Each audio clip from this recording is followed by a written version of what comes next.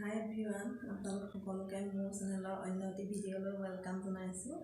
মই বনশ্ৰী হাজৰিকা। প্ৰথমতে সকলোকে লেটকৈ হ'লেও নৱবৰ্ষৰ শুভেচ্ছা জনাইছোঁ। আচলতে আজি এইটো কোনো ব্লগ নহয়, এটা সৰু শ্বৰ্ট ভিডিঅ' হ'ব। যিহেতু ল'ৰাকেইটাৰ পৰীক্ষা আছে, কাইলৈৰ পৰা পৰীক্ষা আছে, সেইটোকে আজি মই কোনো ব্লগ বনোৱা নাই। এটা সৰু আপডেট এটা দি থ'ব খুজিছোঁ। 2 এদিনতে হয়তো ব্লগ দিবলৈ আৰম্ভ কৰিম। আশা কৰোঁ আপোনালোকে ভিডিঅ'বিলাক চাব। মোৰ বিষয়ে আপোনালোকে জানিব খুজিলে অলপ কমেণ্ট কৰিব, মই নিশ্চয় কমেণ্টৰ ৰিপ্লাই দিম। ঠিক আছে, আজি তেতিয়াহ'লে সৰু ভিডিঅ'টো আৰম্ভ কৰোঁ। আজি আপোনালোকক এটা সৰু মটিভেশ্যনেল ষ্টৰিকে ক'বলৈ ওলাইছোঁ। তেতিয়াহ'লে আপোনালোকে শুনকচোন। এজন দুখীয়া মানুহ আছিলে।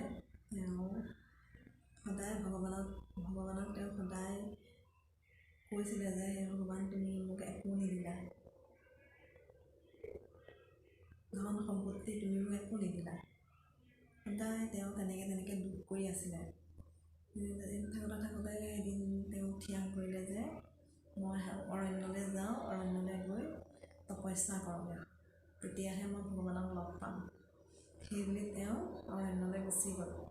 অৰণ্যত গৈ তেওঁ বহুত দিন তপস্যা কৰি আছে। শেষত গৈ ভগৱান তেওঁ তপস্যাত সন্তুষ্ট হৈ পেলাই ভগৱানে তেওঁক দেখা দিলে। যেতিয়া ভগৱানে দেখা দিলত তেওঁ ভগৱানক দেখি আচৰিত হৈছে। তেতিয়া ভগৱানে তেওঁক সুধিলে যে তুমি ইমান দিন কিয় তপস্যা কৰি আছিলা, তোমাক কি বৰ লাগে কোৱা। তেতিয়া তেওঁ ভগৱানক ক'লে যে ভগৱান, মই এই পৃথিৱীলৈ আহিলোঁহে, কিন্তু মোৰ ধন সম্পত্তি একো নাই, মই একেবাৰে দুখীয়া। গতিকে তুমি মোক ধন সম্পত্তি টকা পইচা সকলোৱে উভৈনদী কৰি দিয়া। তেতিয়া ভগৱানে অকণমান ভাবি পেলাই ক'লে, ঠিক আছে, মই তোমাক ধন সম্পত্তি সকলো দিম, কিন্তু তাৰ বিনিময়ত তুমি মোক কিবা দিব লাগিব।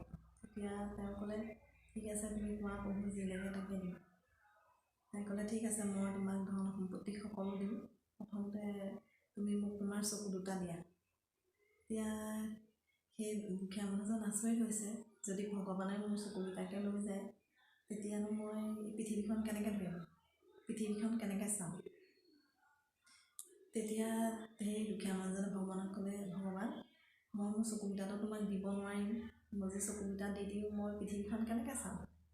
তেতিয়া ভগৱানে ক'লে, ঠিক আছে, তুমি যদি তোমাৰ চকুকেইটা দিব নোৱাৰা, তেতিয়াহ'লে মোক ভৰিকেইটাকে দিয়া। দুখীয়া মানুহজনে ক'লে, ভৰিকেইটা যদি ভগৱান মই দি দিওঁ, তেতিয়াহ'লে মই চলা ফুৰা কেনেকৈ কৰিম, ভগৱান, মই ভৰিকেইটা দিব নোৱাৰিম।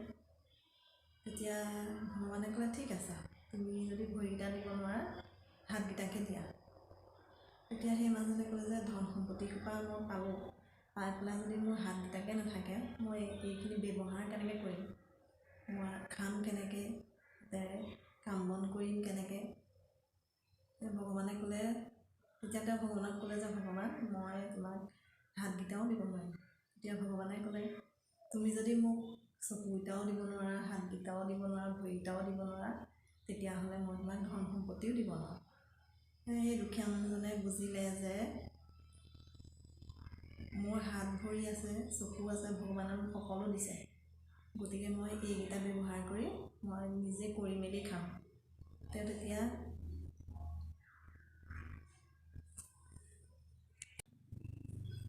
নিজেই সকলো উপলব্ধি কৰিলে। ভগৱানক ক'লে, ভগৱান, মোৰ ভুল হৈছিলে, আজিৰ পৰা মই আৰু তোমাক কোনো কথাত দুখ নিদিওঁ, মই নিজেই কৰি মেলি খাম। তুমি মোক এই 2 হাত দিছা, 2 চকু দিছা, 2 ভৰি দিছা, সেয়াই তুমি মোক বহুত ডাঙৰ দান দিছা। তেতিয়া ভগৱানে তেওঁ সেই বুজি পোৱাত ভগৱান সন্তুষ্ট হ'ল আৰু সেই দুখীয়া মানুহজনক অৰণ্যৰ পৰা ঘৰলৈ আহিলে। আহি পেলাই তেওঁ নিজে হাতে কামে কৰি এসময়ত তেওঁ ধনী মানুহ হ'লগৈ। বন্ধুসকল, এতিয়া বুজিলেনে আপোনালোকে এই ষ্টৰিটোৰ পৰা কিবা এটা বুজিব পাৰিলেনে বাৰু? আমি সকলো কথাতে ভগৱানৰ ওপৰত নিৰ্ভৰ কৰিব নালাগে বা ভগৱানক দুখ দি থাকিব নালাগে। তেওঁ আমাক 2 চকু দিছে, 2 ভৰি দিছে, 2 হাত দিছে। গতিকে আমি এইকেইটা অংগ ব্যৱহাৰ কৰি পৃথিৱীখনত নিজে চলিবলৈ চেষ্টা কৰিব লাগে। আজিলৈ ভিডিঅ'টো ইমানেই আছিলে আৰু বিশেষ নকওঁ। আপোনালোকে চাই যদি ভাল পালে চেনেলটো লাইক কৰিব, ছাবস্ক্ৰাইব কৰিব।